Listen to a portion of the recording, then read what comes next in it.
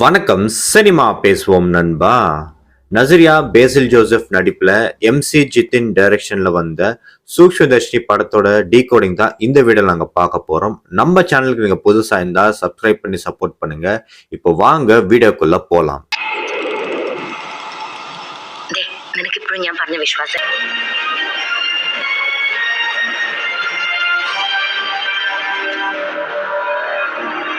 வீடியோக்குள்ள போறதுக்கு முன்னாடி சூக்ஷ்மதர்ஷினி படத்தோட டைரக்டர் பெங்களூர்ல ஒரு 3 hours ஒர்க் ஷாப் கண்டக்ட் பண்ண போறாரு. எதை பத்தி பார்த்தோம்னா ஸ்கிரீன் பிளே அண்ட் டைரக்ஷன் பத்தி சொல்லி தர போறாரு. உங்க ஃப்ரெண்ட்ஸ் டைரக்ஷன்ல அண்ட் ரைட்டிங்ல இன்ட்ரெஸ்டா இருக்கிறவங்க இந்த விஷயத்த அப்டேட் பண்ணுங்க. டிக்கெட்டோட லிங்க் டிஸ்கிரிப்ஷன்ல இருக்குது. நீங்க டிக்கெட்டை புக் பண்ணி நீங்க உங்க ஃப்ரெண்ட்ஸ் அண்ட் ஃபேமிலிஸ்க்கு நீங்க சொல்லுங்க. சூக்ஷ்மதர்ஷினி மலையாளத்துல வந்த த்ரில்லர், அதுக்கப்புறம் மர்டர் மிஸ்ட்ரி படம். இப்போ இந்த வீடியோக்குள்ள போறதுக்கு முன்னாடி உங்ககிட்ட, அதாவது வியூவர்ஸ் அண்ட் சப்ஸ்கிரைபர்ஸ், உங்ககிட்ட ஒரு கேள்வி கேட்கணும்னு ஆசைப்படுறேன். நான் வீடியோட ஸ்டார்டிங்லேயே ஒரு கிளிப் ஒன்று போட்டிருப்பேன், how well you know your neighbours அப்படின்னு. நம்ம அக்கப்பக்க வீட்டுக்காரங்கிட்ட நம்மளுக்கு பிடிச்சவங்களும் இருப்பாங்க, பிடிக்காதவங்களும் இருப்பாங்க. இல்லை நம்மளுக்கு பார்த்தும் பார்க்காம போகிறவங்களுக்கு கூட ஒரு சில பேர் இருப்பாங்க. பட் உங்ககிட்ட ஒரு கேள்வி கேட்குறது என்னன்னாக்கா, ஒருவேளை நம்ம அக்கப்பக்க வீட்டில் வந்துட்டு ஒரு கொலை பண்ணிடுறாங்க. அந்த கொலை வந்துட்டு அவங்க எப்படியாச்சும் அந்த கொலையை மறைக்கணும்னு பார்க்குறாங்க. ஆனால் அதை நீங்கள் பார்த்துடுறீங்க. அது இந்த விஷயம் உங்களுக்கு தெரிஞ்சிருச்சு. பட் இந்த விஷயம் தெரிஞ்சு நீங்கள் என்ன பண்ணுவீங்க? ஒருவேளை நீங்கள் போலீஸ்க்கு ஃபோன் பண்ணுவீங்களா?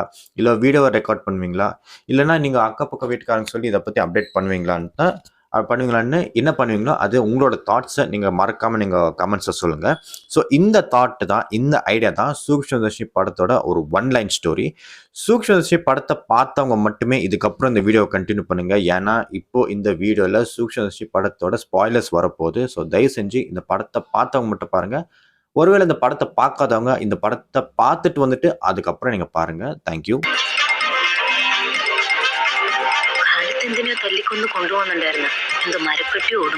இந்த சூக்ஷ்மதர்ஷினி படத்தோட இன்ஸ்பிரேஷன் எங்கேருந்து வந்திருக்குதுன்னு பார்த்தீங்கன்னாக்கா 1954 ரிலீஸ் ஆன ரேர் விண்டோல இருந்து தான்.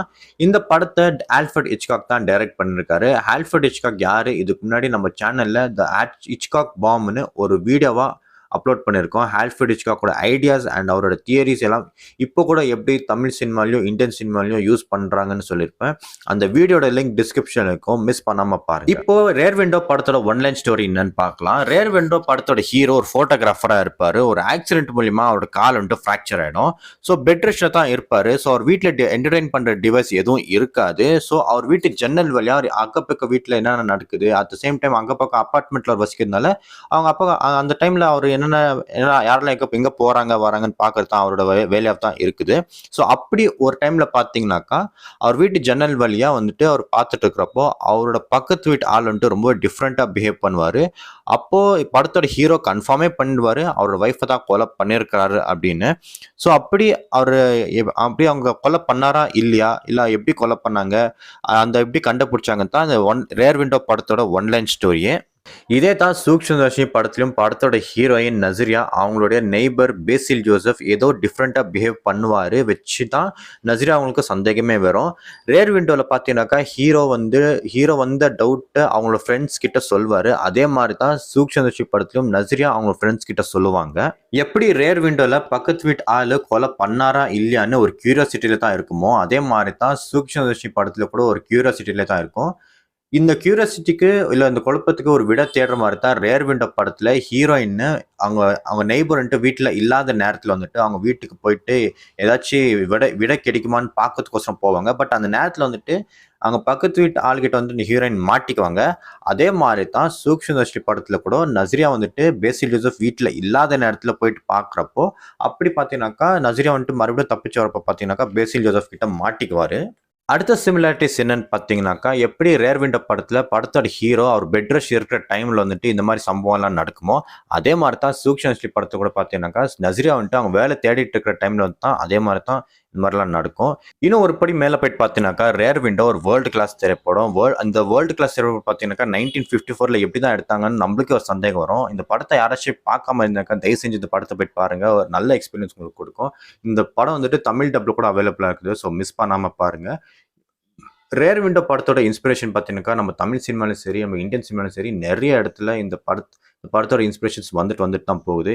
ஒருவேளை இந்த ஒரு ஐடியா மட்டும் இல்லாம இருந்திருந்தா, நெறைய படத்த நம்ம ஒரு என்கேஜிங் ஃபேக்டரோ, இல்ல அந்த சஸ்பென்ஸ் ஃபேக்டர் வந்துட்டு இல்லாம போயிருக்கும்.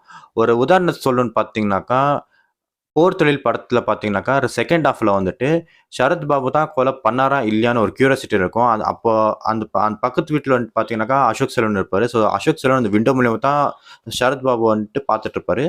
இதுவும் சொல்லப்போனாக்கா, இப்போ எப்படின்னு அந்த ரேர் விண்டோ படத்தோட ஹீரோயின் போயிட்டு மாட்டிக்குவாருன்னு சொன்னேன் இல்லைங்களா? அதே மாரி தான் போர் தொழில் படத்துல கூட பார்த்தீங்கன்னாக்கா, சரத் பாபு வீட்ல இல்லாத நேரத்துல தான் அசோக் செல்வன் வந்துட்டு உள்ள போயிட்டு பார்ப்பாரு. என்னன்னா, சரத் பாபு ஒரு வீட்டுக்கு வரணும். அங்க அசோக் செல்வன் எப்படி தப்பிக்குவாருன்னு ஒரு ஒரு சஸ்பென்ஸோட தான் அந்த ஒரு படமே போகும். ஸோ இந்த இந்த இது மட்டும் இல்ல. இன்னும் பார்த்தீங்கன்னாக்கா, நானி படத்துல கூட நீங்க பார்த்தீங்கன்னாக்கா, அவரு விண்டோ மூலியமா தான் அவங்க சமந்தா வந்துட்டு அவங்க ஒரு அதாவது நானி அதாவது அந்த வந்துட்டு மறுபடியும் உள்ள தள்ளுவாங்க. அது அந்த அந்த ஒரு விஷயமே போதும் நம்மளுக்கு இந்த படம் எப்பேர்ப்பட்ட ஒரு இன்ஸ்பிரேஷனா இருக்குது அப்படின்னு. இன்னும் சொல்லப்போனாக்கா நெறைய இன்ஸ்பிரேஷன்ஸ் வந்துட்டு இன்னும் நெறைய இன்ஸ்பிரேஷன்ஸ் ரேர் விண்டோ படத்தோட இன்ஸ்பிரேஷன்ஸ் வந்துட்டு நம்மளோட தமிழ் சினிமாலயும் தமிழ் சஸ்பென்ஸ் மூவிஸும் இருக்குது. ஸோ ஒருவேளை எனக்கு ஒரு சில படங்கள் சொல்லணும்னு தோணுச்சு. உங்களுக்கு வேற ஏதாச்சும் இது மாதிரி ரேர் விண்டோ படத்தோட எக்ஸ்பீரியன்ஸ் உங்களோட அந்த ஒரு ஐடியா வந்துட்டு ஏதாச்சும் ஒரு படத்துல இருந்துச்சுனாக்கா, அது தமிழ் சினிமா படத்துல இருந்துச்சுனாக்கா, அது மறக்காம கமெண்ட்ஸ்ல சொல்லுங்க. ஸோ இப்போ இந்த சூழ்ச்சிநர்சி படம் பார்த்தீங்கன்னாக்கா, இது ஒரு இன்ஸ்பிரேஷனா அங்கன்னு தான் ரேர்வின்ல தான் எடுத்திருக்காரு டைரக்டர். பட் இதுக்கு ஒரு பெர்ஃபெக்ட் டியூபிட்டா அவர் குடுத்திருக்காரு. அதே நேரத்தில பார்த்தீங்கன்னாக்கா, நெறைய இடத்துல மிஸ்டர் ஜித்தின் பார்த்தீங்கன்னாக்கா, டைரக்டர் ஜித்தின் பார்த்தீங்கன்னாக்கா, அவர் வந்துட்டு நான் ஹிட்ச்காக்கோட ஃபேன்னு சொல்லிருக்காரு. எ அவரோட வெர்டிகோ படம் ஆகட்டும், இல்ல சைக்கோ படம் ஆகட்டும், இல்ல இப்ப நான் சொன்ன இந்த ரேர் விண்டோ படம் ஆகட்டும், நெறைய படங்கள பத்தி அவர் சொல்லியிருக்காரு. ஸோ இது சொல்லப்போனாக்கா, அவரோட ஐடியாலஜிஸ் தான் அவர் இம்பல்ஸ் பண்ணியிருக்காரு. ஸோ இன்னும் ஒரு படி மேல போயிட்டு பார்த்தீங்கன்னாக்கா, சூக்ஷ்மதர்ஷி படத்தோட டைரக்டர் அவர் வந்துட்டு ஒரு ஹிட்ச்காக்கோட ஃபேன் மட்டும் இல்ல, ஹிட்ச்காக்கோட தியரிஸ் வந்துட்டு நெறைய படிச்சிருக்கிறாரு. ஸோ அந்த ஒரு இதுதான் இந்த அப்படி ஒரு ஐடியாஸ் தான் இந்த சூக்ஷ்மதர்ஷி படத்த ஒரு வேர்ல்டு கிளாஸ் திரைப்படமா அவர் குடுத்திருக்கிறாரு. ஸோ இன்னும் நீங்க சூக்ஷ்மதர்ஷி படத்த நீங்க பார்க்காதவங்க இருந்தீங்கன்னா, தயவு செஞ்சு படத்த போய் பாருங்க. உங்களுக்கு ஒரு நல்ல எக்ஸ்பீரியன்ஸ் உங்களுக்கு குடுக்கும். அண்ட் ஒருவேளை இந்த சூக்ஷ்மதர்ஷி படத்த பார்த்த இந்த படத்த எப்படி இருந்துச்சு? அண்ட் உங்களுக்கு இந்த படத்த பார்க்குறப்போ எப்படியெல்லாம் நீங்க சஸ்பென்ஸா ஃபீல் பண்ணீங்க? எப்படியெல்லாம் என்டர்டெய்னிங்கா ஃபீல் பண்ணீங்க? அத மறக்காம நீங்க கமெண்ட்ஸ்ல சொல்லுங்க. அண்ட் ஒருவேளை ரேர் விண்டோ படத்த இன்னும் பார்க்காம இருந்தீங்கன்னாக்கா, மிஸ் பண்ணாம இந்த படத்த போயிட்டு பாருங்க. ஒரு நல்ல எக்ஸ்பீரியன்ஸ் உங்களுக்கு இருக்கும். பார்த்துட்டு வந்து இந்த வீடியோட கமெண்ட் செக்ஷன்ல சொல்லுங்க. இந்த படம் எப்படிப்பட்ட ஒரு படமா இருந்துச்சுன்னு. அண்ட் அதே மாரி ரேர் விண்டோ படத்தோட எக்ஸ்பீரியன்ஸ் எந்தெந்த தமிழ் படங்கள்ல, எந்தெந்த இந்தியன் சினிமால இருக்குதுன்னு அதையும் நீங்க மறக்காம கமெண்ட்ஸ்ல சொல்லுங்க. அண்ட் மறுபடியும் சொல்றேன், உங்க ஃப்ரெண்ட்ஸ் யாராச்சும் பெங்களூர்ல இருந்தாங்கனாக்கா, கண்டிப்பா அந்த லிங்க் வந்துட்டு அவங்களுக்கு சென்ட் பண்ணுங்க. இந்த விஷயத்த அப்டேட் பண்ணுங்க. ஸ்க்ரீன் பிளே ரைட்டிங், டைரக்ஷன்ல யாராச்சும் இன்ட்ரெஸ்ட்டா இருக்கிறவங்க வந்துட்டு கண்டிப்பா இந்த இந்த விஷயமா சொல்லுங்க. ஒரு நல்ல ஹெல்ப் பண்ண மாரி இருக்கும். உங்களோட ஃப்ரெண்ட்ஸ் அவங்களோட பேஷன் ஹெல்ப் பண்ணதுக்காக. ஸோ வழக்கம் போல நம்ம சினிமா பேசும் நண்பா சேனலுக்கு சப்ஸ்கிரைப் பண்ணுங்க. அண்ட் மறக்காம பெல் ஐகானை கிளிக் பண்ணுங்க. Thank you.